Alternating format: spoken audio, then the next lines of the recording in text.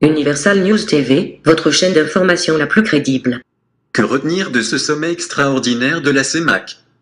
Yaoundé, la capitale politique du Cameroun, a abrité le 22 novembre 2019 une session extraordinaire de la conférence des chefs d'État de la CEMAC.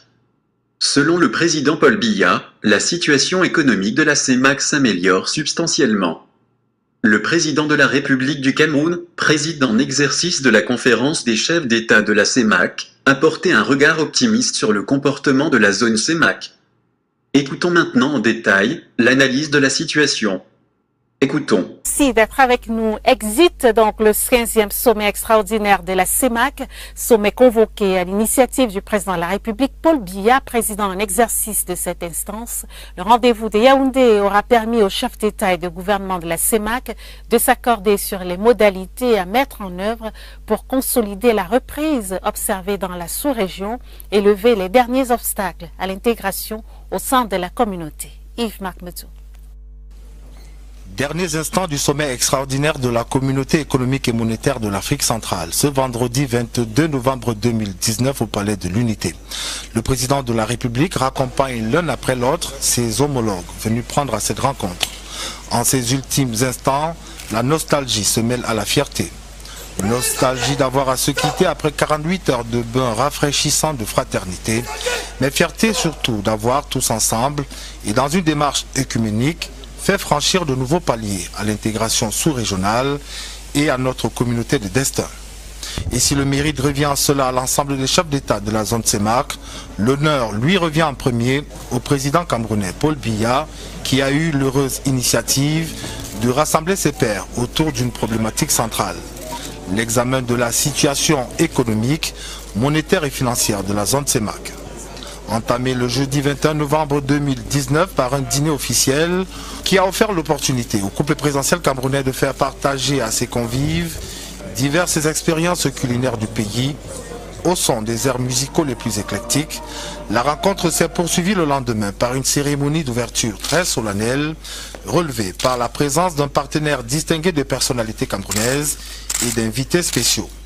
Et dès l'entame de son propos, Paul Biya, le président hôte du sommet, président en exercice de la CEMAC, a présenté le bulletin de santé de la sous-région et tracé le cadre organique à travers lequel les travaux devaient se dérouler. Et au moment de la clôture, les faits vont lui donner raison. Le constat d'un frémissement positif des économies de la sous-région a été unanimement partagé par ses pairs, autant que la nécessité de renforcer la discipline budgétaire et le démantèlement des barrières à la libre circulation des personnes, mais aussi à celle des biens. Il a fallu pour cela passer par près de 3h30 de huis clos, écouter les interventions spéciales du gouverneur de la Banque centrale et du président de la Banque africaine de développement, entre autres. Question de faire le tour de toutes les problématiques qui agitent l'opinion, et notamment celle de la monnaie commune. Et pour Paul Biya, les réserves de change actuelles de l'espace CEMAC, qui s'établissent à plus de 3 mois d'importation, écartent le risque d'un ajustement monétaire. Seulement le président camerounais est d'avis qu'une réflexion sur la politique monétaire de la sous-région est loin d'être superflue, si tant est qu'elle pourrait permettre aux économies de la CEMAC d'être plus compétitives. S'agissant de notre politique monétaire, elle a permis jusqu'à présent d'assurer la stabilité financière dans notre sous-région. Il y a toutefois lieu de rester flexible à toute proposition de réforme visant à consolider son action et à assurer les meilleures conditions pour une contribution efficace de la politique monétaire à un développement de la sous-région. L'ordre du jour étant vidé, chacun des chefs d'État ou de délégation présents au sommet de Yaoundé pouvait reprendre le vol retour en direction de son pays pour aller s'atteler à la mise en œuvre des belles résolutions de ce rendez-vous de novembre 2019 dans la capitale camerounaise. Vous êtes sur Universal News TV.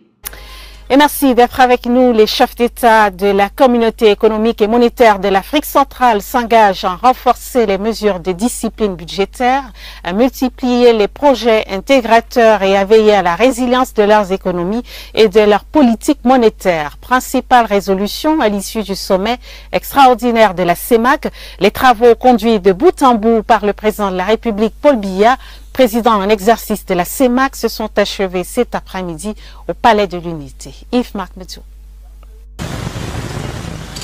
Yaoundé, capitale de l'hospitalité sous-régionale. Sur l'une de ses hauteurs, une vue panoramique à vous couper le souffle. Ici, le Palais de l'Unité, cadre naturel de toute beauté. Un mélange de solennité et de quiétude, ambiance propice à la tenue des travaux du sommet extraordinaire de la CEMAC, la communauté économique et monétaire de l'Afrique centrale. C'est le président camerounais qui en assure la présidence. Après plusieurs mois d'intenses préparations, le voici sur le point d'accueillir ses homologues de la communauté. Depuis 24 heures, en effet, la capitale camerounaise vit au rythme des bruits de sirènes et des passages de cortège. À l'appel du chef de l'État camerounais, tous ses homologues ont répondu présents, à l'exception d'un seul, le président de la République gabonaise, Ali Bongo Ondimba, représenté ici par son premier ministre chef du gouvernement, Julien Kogé-Bekale. La suite des arrivées va se faire selon un ordre de préséance qui tient compte de l'ancienneté à la fonction. Et c'est naturellement Faustin Archange Touadéra, le président de la République centrafricaine, qui va ouvrir le bal, suivi peu de temps après par le président congolais, Denis Sassou Nguesso. L'accueil de ces deux personnalités, comme celui de celles qui vont suivre, est un mélange d'égards et d'attention. Pendant une demi-heure, le perron présidentiel va ainsi connaître un flux incessant de véhicules et de personnalités. Quelques minutes avant 10 heures, le président tchadien Idriss Déby Itno est reçu lui aussi avec la plus grande chaleur par le président haut du sommet. Les retrouvailles entre les deux dirigeants qui se déroulent en présence de la première dame Chantal Biya dévoilent la grande proximité qui existe entre eux. Il en sera de même lorsque le président de la République de Guinée équatoriale, Théodoro Obiangema Bazogo, fait son entrée au Palais de l'Unité. Dans la sous-région Afrique centrale, c'est bien lui qui fait office de doyen. La boucle étant bouclée, l'ensemble des chefs d'État présents au sommet vont, sous la conduite de Paul Biya du Cameroun, faire leur entrée dans le salon des ambassadeurs situé au 3e étage du Palais de l'Unité. Dans cette prestigieuse enceinte, ils ont été précédés par leurs suites respectives, mais également par les membres du corps diplomatique, les partenaires au développement, les représentants des hautes institutions du Cameroun ont aussi été conviés. Le présent sommet extraordinaire de Yaoundé, qui se tient 3 années après celui de 2016, toujours dans la capitale camerounaise, a pour thème examen de la situation économique, monétaire et financière en zone CEMAC et analyse de ses perspectives. Il s'ouvre par le discours solennel du président Biya. Après avoir revisité le chemin parcouru depuis le dernier sommet de Yaoundé, Paul Biya dresse un état de lieu sans complaisance de la sous-région en cette année décadente 2019. Il en ressort une situation économique en nette amélioration, avec notamment une croissance positive, une inflation globalement maîtrisée et des ressources de change suffisantes pour éloigner le risque d'un ajustement monétaire.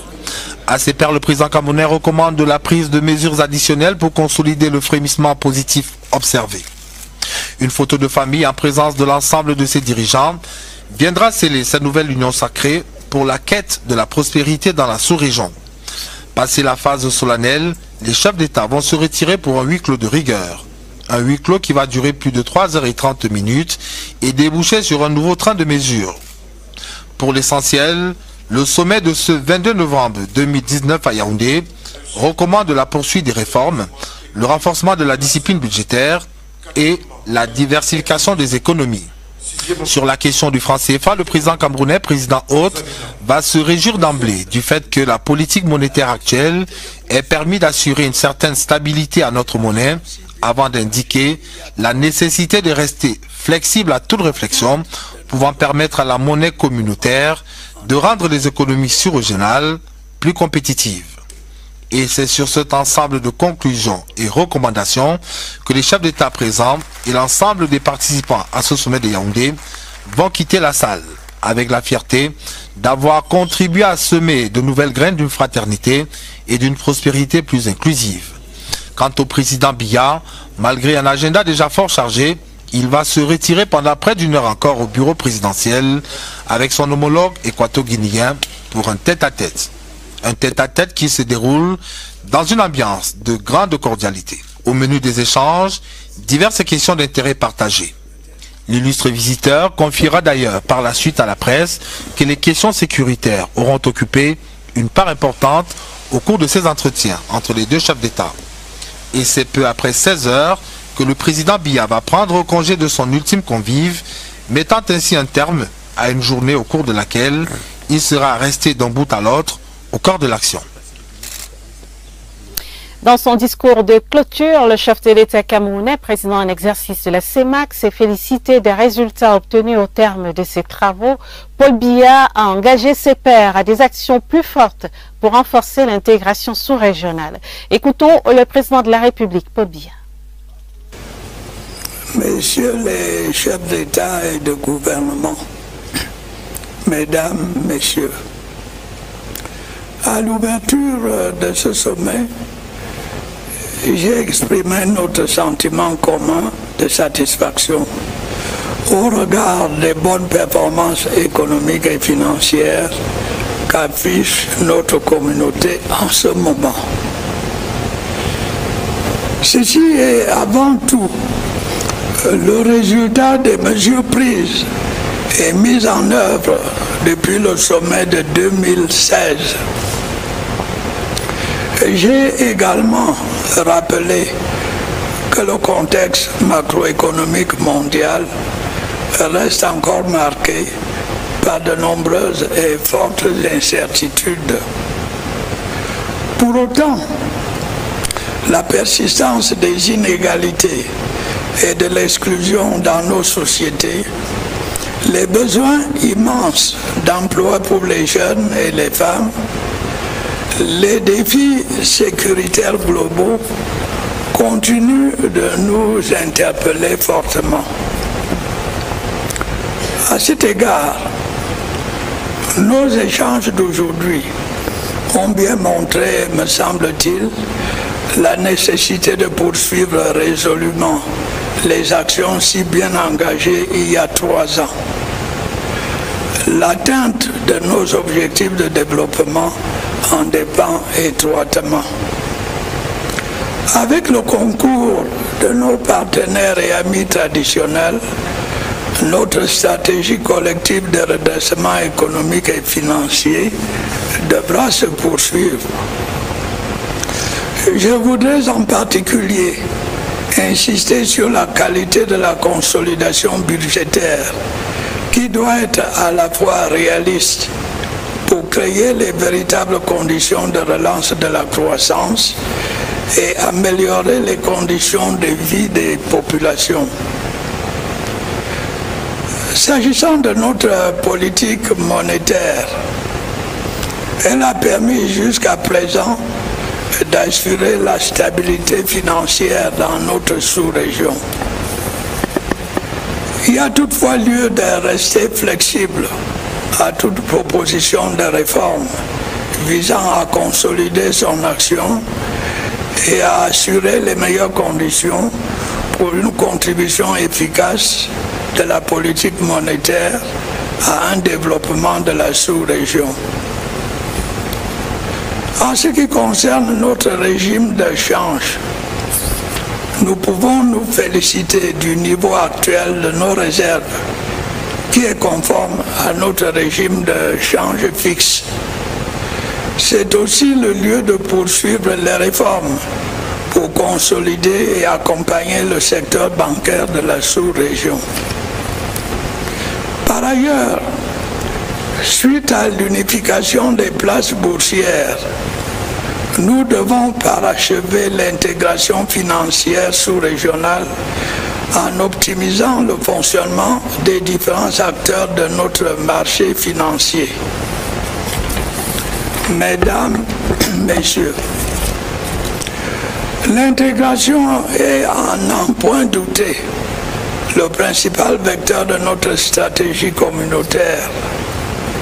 Plus que par le passé, nous devons veiller à son accélération par une libre circulation intégrale des personnes et des biens. Dans le même ordre d'idées, nous devons assurer la réalisation dans les meilleurs délais de nos projets intégrateurs avec l'appui financier de nos partenaires bilatéraux et multilatéraux. Et je n'oublie pas le nécessaire renforcement de la diversification de notre économie et l'amélioration véritable du climat des affaires pour accroître le niveau d'investissement privé. Messieurs les chefs d'État et de gouvernement, mesdames et messieurs, la CEMAC réunit tous les atouts économiques et humains nécessaires pour garantir le développement économique de ses membres et le bien-être de ses populations. Il nous revient collectivement, en coopération avec nos partenaires, de créer les conditions les meilleures pour amplifier son efficacité. Nous avons par le passé réussi à juguler des crises de divers ordres dans une démarche commune, cohérente et concertée. Poursuivons sur cette voie et ensemble œuvrons solidairement à la concrétisation de cet idéal communautaire. Je vous remercie de votre attention. Les chefs d'État et de gouvernement de la CEMAC ont regagné leur pays respectif ce soir après les travaux. Le président de la République du Tchad, Idriss Déby Itno, premier arrivé, était également le premier à s'envoler pour N'Djamena. Voyons le film des départs depuis l'aéroport international de Yaoundé-Simalène avec Laurentine Bekono. C'est ici que tout a commencé et c'est ici que tout se termine. L'aéroport international de Yaoundé-Simalène déroule le tapis rouge pour les départs des convives du chef de l'État. Ces pairs de la CEMAC venus prendre part au sommet extraordinaire de Yaoundé. Premier à arriver, premier à partir, le président de la République du Tchad, Idriss Déby Itno. Petit message à la presse sur l'avenir du franc CFA et sur la libre circulation des biens et des personnes en zone CEMAC. On se félicite également des avancées effectuées. Exécution de l'hymne de la CEMAC par la compagnie musique de la garde présidentielle. Remise de l'album souvenir du sommet, petit geste de la main en guise de revoir. 16h53, décollage de l'avion présidentiel, direction N'Djamena au Tchad. Scénario identique pour les autres départs. Le président de la République de Guinée équatoriale est le second dans la liste des départs. L'autre du chef de l'État parle des réformes à poursuivre et une meilleure sécurisation des frontières face à la menace sécuritaire. Chant de l'hymne de la CEMAC, suivi des honneurs militaires de type E par le commandant Bifou Mundongo de la garde présidentielle. Au bas de la passerelle, remise de l'album souvenir. 17h23, décollage du jet présidentiel, direction Malabo en Guinée équatoriale. Le président de la République du Congo, Denis Sassou Nguesso, se prête au même rituel mis en place ici pour les hôtes de marque du chef de l'État. Avant de s'envoler pour son pays, il a accordé une petite minute à la presse. La sous-région manque d'infrastructures de développement pour accélérer la libre circulation, a-t-il déclaré. Les civilités d'usage seront respectées à la lettre. 17h44, décollage de l'aéronef présidentiel, direction Brazzaville au Congo. Dans la fraîcheur vespérale de Simalène, le premier ministre du Gabon, Julien Ngoké Bekale, sera le dernier à clôturer cette longue séquence de revoir. Accueil et installation au salon VIP par son homologue camerounais Joseph Dion Gouté. 18h45, décollage pour la capitale gabonaise Libreville. Tout est bien qui s'achève ainsi en beauté. Tout est bien qui s'achève ainsi en beauté. Et c'est avec beaucoup de satisfaction donc que les chefs d'État et de gouvernement de la CEMAC ont quitté Yaoundé ce soir avant de s'envoler vers leurs pays respectifs. On les a vus tout à l'heure dans le reportage. Les présidents tchadiens, équato-guinéens et congolais ont donné leurs impressions à la presse. Écoutons les présidents Idriss Déby Itno, Obiangema Bazogo et Denis Sassou Nguesso au micro de la CRTV. importante aussi pour le pays de la CEMAC. Non seulement d'une manière très efficace et très visible, permettre aux populations de se déplacer librement d'un pays à un autre, sans tracasserie, sans... Permettre aussi aux hommes d'affaires de s'installer là où ils veulent, dans le pays où ils veulent. Et procéder de manière à ce que les échanges au niveau du pays de la CEMAC soient augmentés. C'est-à-dire, nous pourrons consommer ce que nous produisons avant d'importer et vider notre compte d'opération. Donc, nous n'avons jamais fait. C'est vrai qu'il y a un problème aujourd'hui qu'il faut résoudre, le problème des constructions des infrastructures routières, ferroviaires et autres. Et nous avons identifié 7 projets. Et nous avons aussi remarqué le fait que notre région est surtout paralysée par le manque des infrastructures de base, de transport principalement, mais aussi de télécommunications et pourquoi pas d'énergie. Et surtout des infrastructures de transport pour permettre la libre circulation des personnes et des biens et promouvoir le développement tout court. Et il nous faut ces infrastructures-là. Nous avons beaucoup insisté sur la nécessité d'engager des efforts encore plus importants pour réaliser les infrastructures nécessitant que le transport. Je suis ici au Cameroun, il n'y a aucune voie qui relie le Cameroun au Congo. Vous voyez, on s'en rend peut-être pas compte, mais il n'y a aucune voie qui relie le Cameroun au Congo. Il n'y a pas de route, il n'y a pas de chemin de fer, il n'y a pas de transport fluvial, il n'y a peut-être même pas de transport aérien. Bon, on dirait qu'il y a une route, oui, la mer, qui relie Douala à Pointe-Noire, mais c'est pas là que nous attendons. Donc, le Cameroun est en gros coupé du Congo. Nous pourrons dire la même chose de la RCA. La RCA aussi est coupée. Changer le vieux accord pour permettre un règlement qui nous permette de travailler avec beaucoup de dynamique. Et surtout, nous sommes souverains, indépendants. Mais nous ne devons pas être toujours attachés avec les anciens puissants coloniaux. C'est ça que nous voulons renforcer notre coopération régionale avec une monnaie très forte, avec les accords qui nous permettent de travailler sans